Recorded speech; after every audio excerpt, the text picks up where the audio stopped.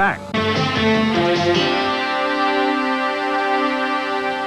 Every year, more than 20 million children visit the emergency departments of hospitals, most of them injured in accidents that could have been prevented. This story is not a recreation. It's one family's ordeal that began on a February evening in 1994 in the isolated community of Waianae on the island of Oahu and ended at the Kapi'olani Medical Center for Women and Children, the only pediatric intensive care facility in the state of Hawaii.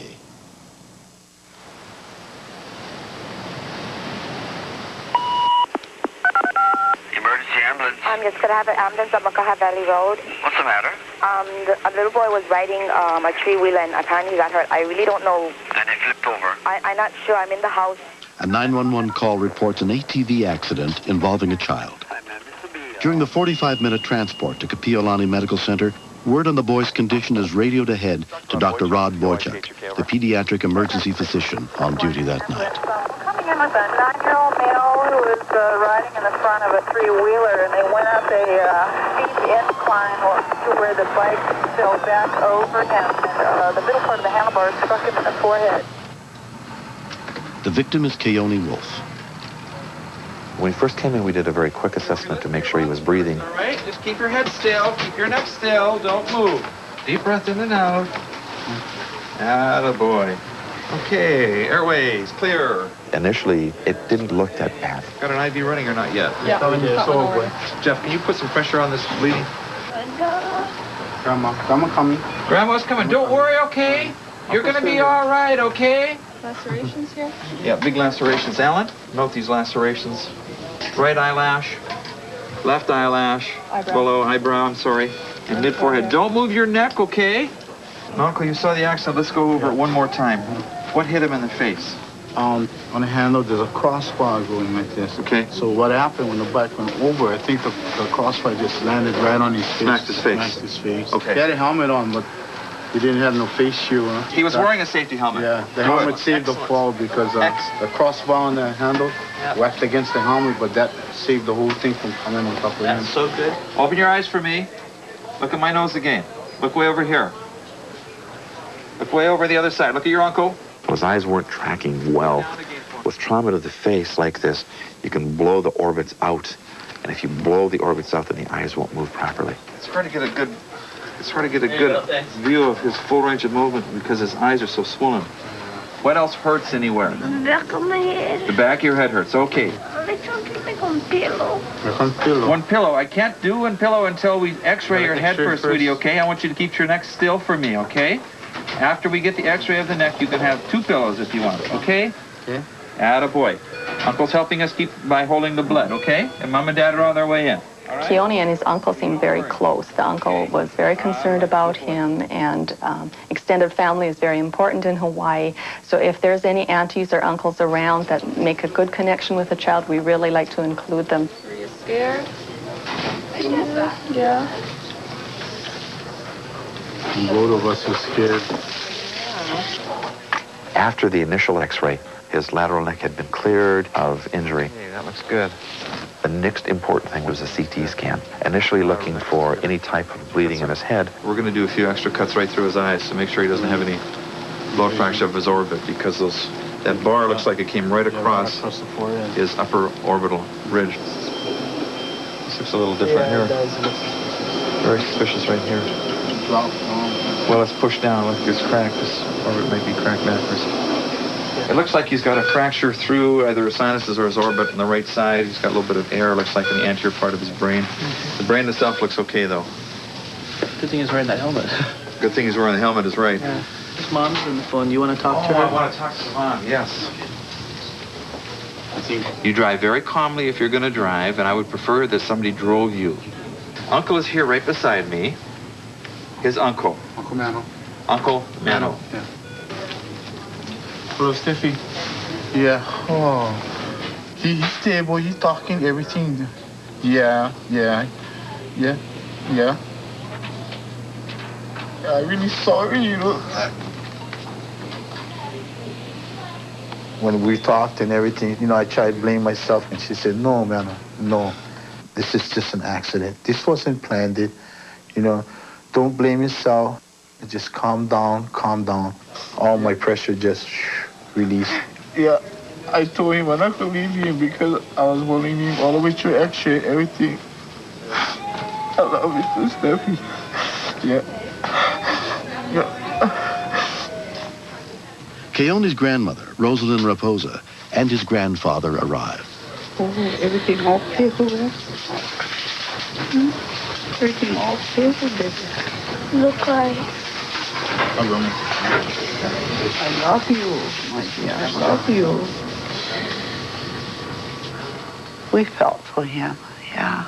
You tell Grandma how you feel, okay? I just couldn't do anything for him.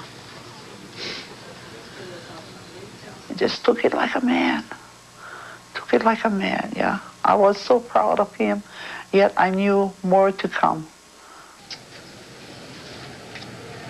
You okay? His mother, Stephanie Wolf, was at work when she heard about the accident. Your brother's scared, you know, bitty boy. So worried about you. You can hear all of us. Yeah. You can open your eyes. No. I was frightened. I was unsure, but he's not in a coma and he's not dead.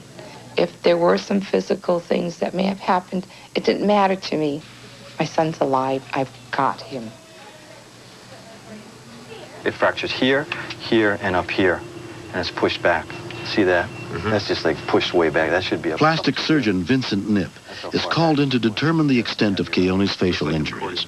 The nasal bone was separated from the skull and it was pushed back into the face about an inch. Like an accordion. There was a bony fragment that disrupted the covering of the brain, which caused the cerebrospinal fluid leak. I'm sure it ripped a dura over there.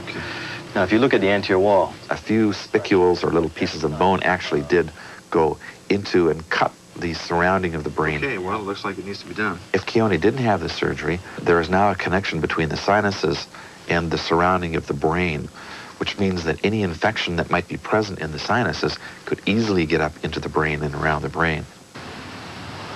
3 days after the incident, Kaiolani is readied for the delicate surgery to repair the fractured bones in his face. okay, buddy, I'll see you in there, okay? Yeah. Don't be afraid. You're going to be just fine. Okay, it's okay.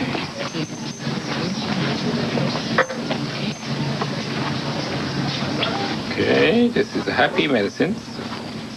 He says, Grandma, I'm going surgery. I'm scared. Take me home. I'm going to heal myself. He said, Grandpa had a broken nose. He healed. I said, Grandpa, today he cannot smell. I know you're scared. I'm going to be with you, and you trust everything to Dr. Knipp. Yeah.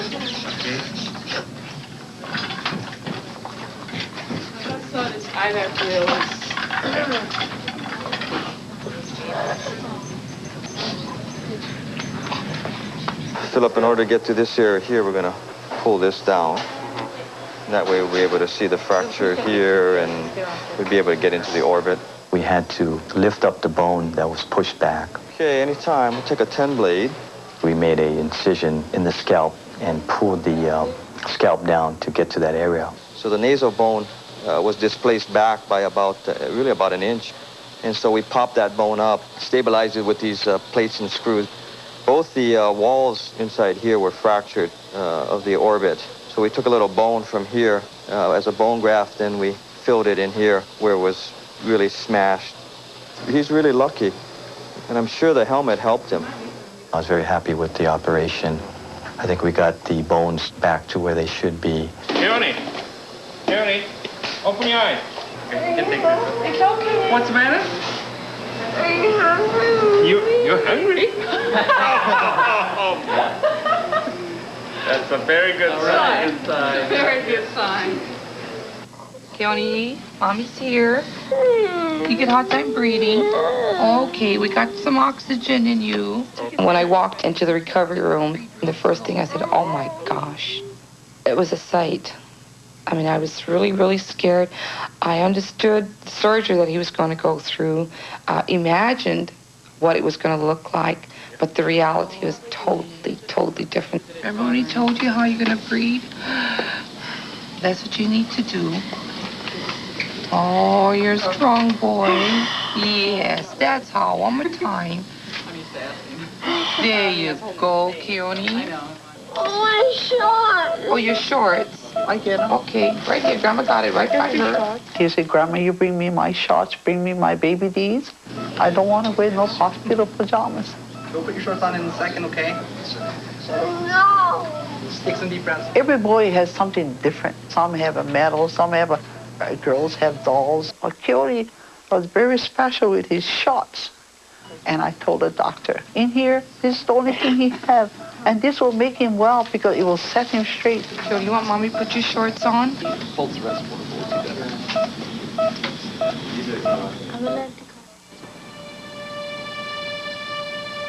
1 month after surgery, Keone is almost fully recovered. All the doctors there that in Kapi'olani, from Dr. Boychuk to Dr. Nip and everyone that helped, they were really, really good. Everything is healing fine. His face and everything, his features are all coming back to the Keone that I knew.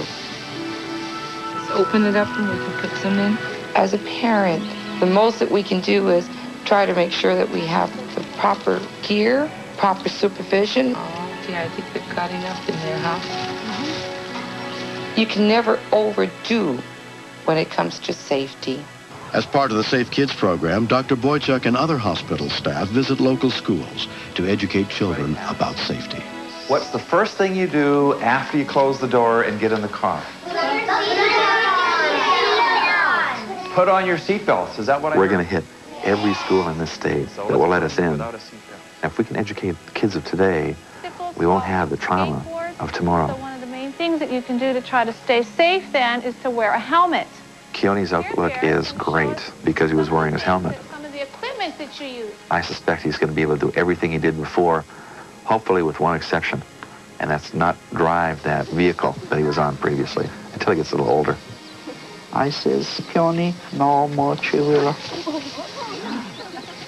He said, Grandma, no more three-wheeler. I'm going to be a fisherman. I'm not going to ride no three-wheeler. I'm going to be a fisherman.